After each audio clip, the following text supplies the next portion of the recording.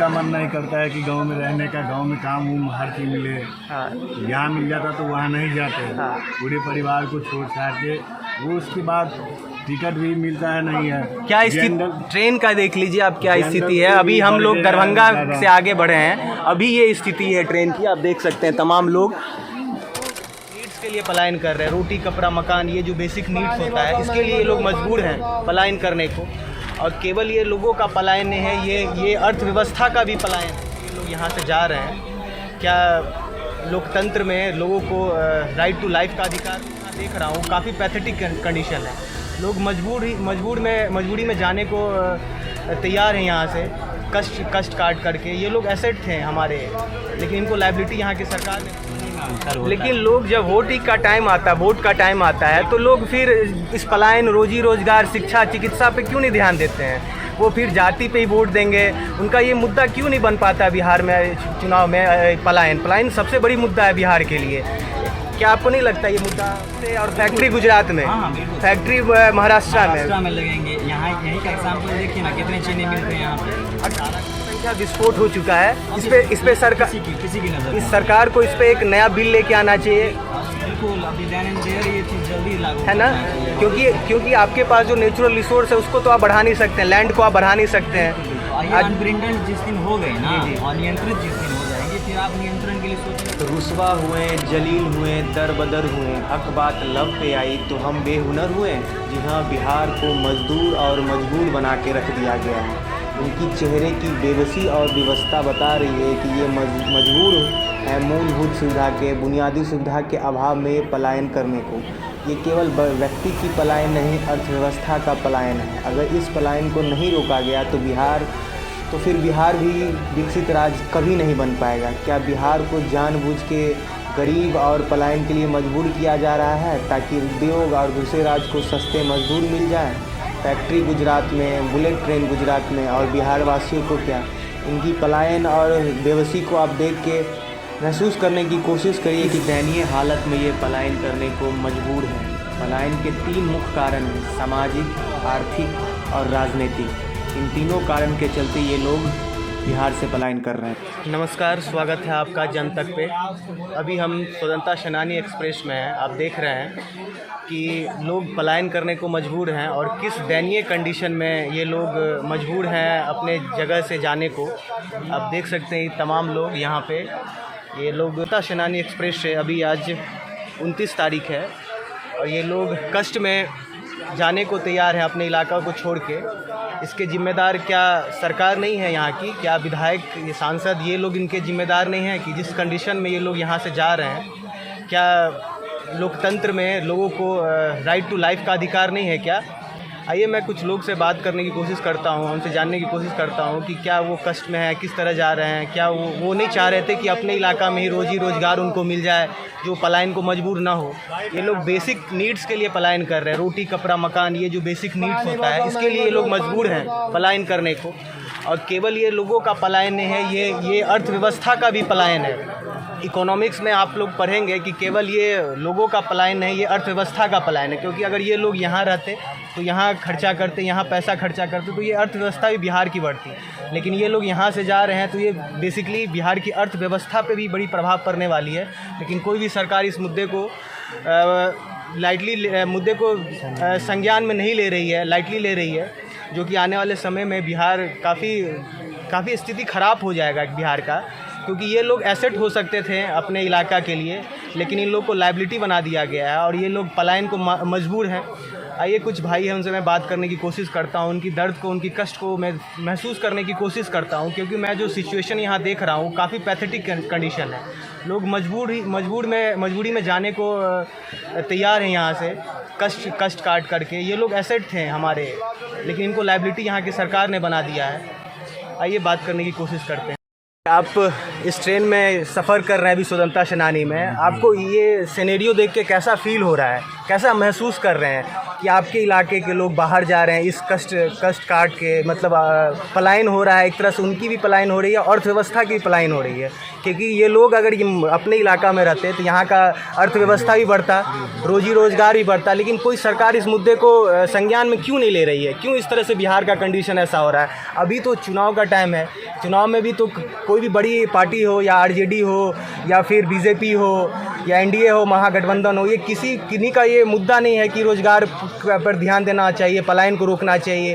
वो लोग जाति और पार्टी पे ही बात कर रहे हैं, किसको टिकट देना है नहीं देना है, लेकिन पलायन पे कभी बात नहीं कर रहे। तो आप इस कंडीशन को देख के क्या महसूस कर रहे हैं? जी शुक्रिया। सबसे पहले तो देख रहे हैं कि हार्ट फेल्टिंग कंडीशन है यहाँ। हम लोग जैसा कि अभी मुजफ्फरपुर के लिए निकल रहे हैं अपना स्टेट का एग्ज़ाम के लिए, तो देख ही रहे हैं कि अभी छठ महापर्व ख़त्म हुआ, उसके बाद लोग अपने अपने जहाँ पे गंतव्य जगह पे जहाँ पे अपना नौकरी करते हैं वहाँ जाने के लिए बहुत को टिकट नहीं मिल पा रहा है।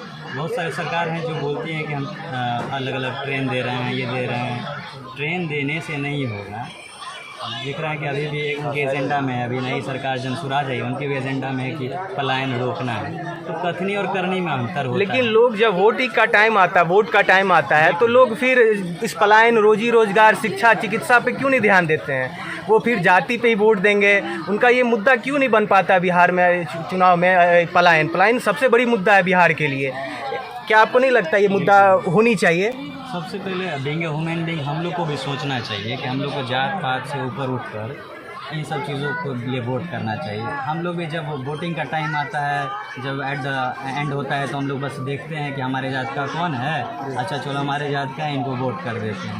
वो लोग लास्ट मोमेंट पे उन लोगों को भी सोचना चाहिए कि हमारा जो कंडीशन रहा है पिछले 5 सालों में, जो सरकार रही उसमें सरकार ने क्या किया है हमारे जगह के लिए और हमारे कॉन्स्टिट्यूंसी के लिए क्या किया है, उनको नज़रअंदाज कर देते। सबसे पहले डिमेरिट तो हम लोगों में है, हम लोग को अपने डिमेरिट को पार करना चाहिए, उन सब निकल कर और बाहर वोटिंग करना चाहिए कि जो हमारे लिए काम करे। लेकिन ये लोग भी तो अपने इलाका के एसेट थे, human as a resource, human as a resource थे, लेकिन इस रिसोर्स को लाइबिलिटी क्यों बना दिया गया?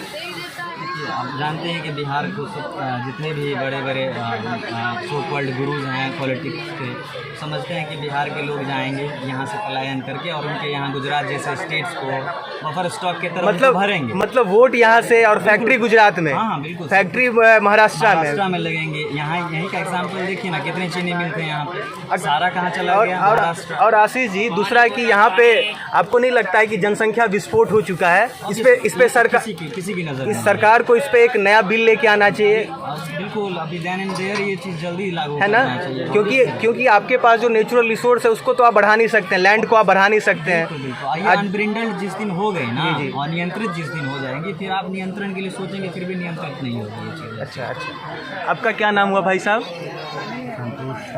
जी, आपका घर ये नरार के हैं, तो आप कहाँ जा रहे हैं? दिल्ली जा रहे हैं। क्यों जा रहे हैं?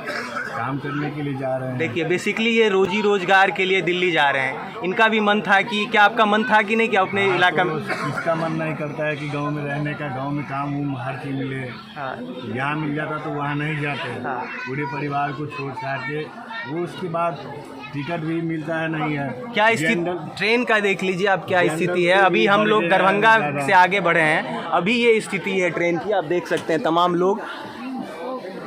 तो आप बेसिकली रोज़गार के लिए दिल्ली जा रहे हैं, है ना? अगर आपको यहाँ मिल जाती तो आप एकदम ही रहते हैं। और ट्रेन की क्या कंडीशन है बताइए? कंडीशन खराब है यहाँ का। आपको टिकट भी नहीं मिली है। एक तरफ अश्वनी वैष्णव बोल रहे हैं कि बिहार वासियों को 12,000 ट्रेन मिल रहा है, स्पेशल ट्रेन को। कहाँ मिल रहा है देखो?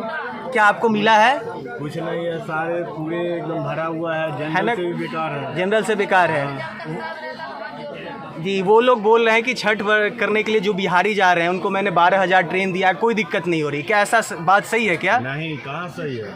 नहीं है सही, कहाँ से गड़बड़ी है ना? देख लीजिए, ये लगभग 24 घंटा का इनका सफ़र है और इनके पास टिकट भी कंफर्म नहीं है, लेकिन किस स्थिति में ये पलायन करने को मजबूर हैं देख सकते हैं। लेकिन यहाँ के तमाम सरकार, तमाम विधायिका को इनसे कोई मतलब नहीं है, वो केवल वोट चाहिए उनको। और यहाँ के लोग की भी गलतियाँ ये है कि ये लोग केवल वोट के टाइम में जो बेसिक मुद्दे हैं उन मुद्दे को ना दिखा के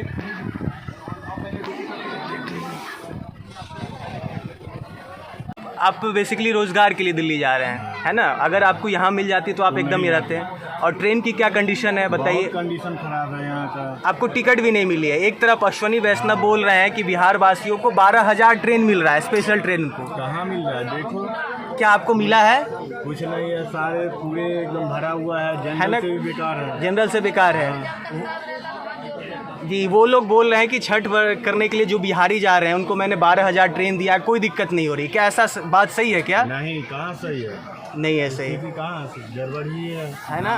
देख लीजिए, ये लगभग 24 घंटा का इनका सफ़र है और इनके पास टिकट भी कंफर्म नहीं है, लेकिन किस स्थिति में ये पलायन करने को मजबूर हैं देख सकते हैं। लेकिन यहाँ के तमाम सरकार, तमाम विधायिका को इनसे कोई मतलब नहीं है, वो केवल वोट चाहिए उनको। और यहाँ के लोग की भी गलतियाँ ये है कि ये लोग केवल वोट के टाइम में जो बेसिक मुद्दे हैं उन मुद्दे को ना दिखा के